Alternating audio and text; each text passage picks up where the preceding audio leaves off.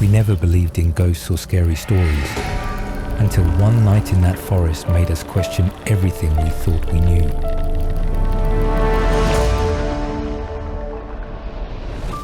It was just a regular weekend.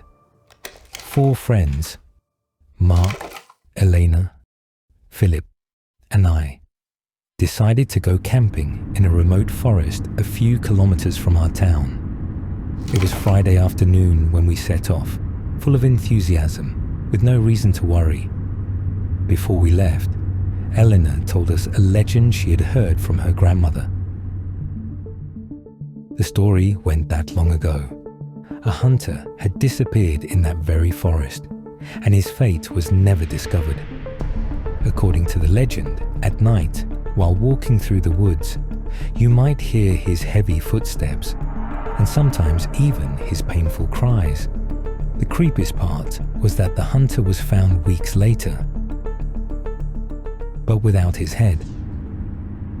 Naturally, we thought it was just a scary tale meant to frighten children. At first, everything was normal. We set up our tents, lit a fire, and spent the evening telling stories and laughing. Around midnight, we started feeling tired and decided to go to sleep. I woke up suddenly, around 2 a.m. At first, I didn't know what had woken me, but then I heard it, a soft rustling of leaves, as if someone was carefully stepping near our tent. The others woke up too. Mark went outside to check and shone his flashlight around, but he didn't see anything. Still, the uneasy feeling stayed with us for the rest of the night, and we couldn't fall back asleep. In the morning, Eleanor was the first to step outside, and she screamed almost immediately.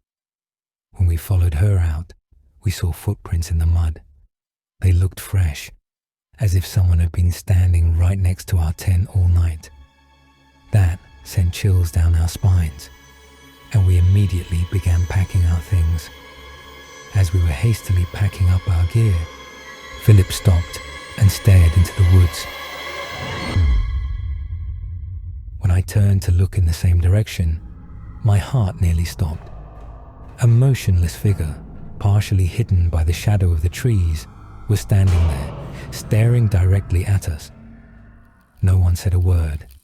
We all felt the same eerie atmosphere. Suddenly, we started running toward the car, panic rising with every step. The sound of heavy footsteps grew louder behind us, but none of us dared to stop or look back. I could feel the presence of something terrifying just behind me. We finally reached the car, completely out of breath and in a state of panic. When we opened the car doors, we realized someone had been inside. On the seat lay an empty, rusted bullet casing. We looked at each other in silence, started the engine, and drove straight back to town. We didn't speak the entire ride. None of us could say a word. Even today, years later, I sometimes dream of that forest. I always wake up with the same question. What was it? Was it really the unfortunate hunter from the legend following us, or something much more sinister? I still don't know the answer, but one thing is clear. Some secrets are better left buried in the shadows of the forest.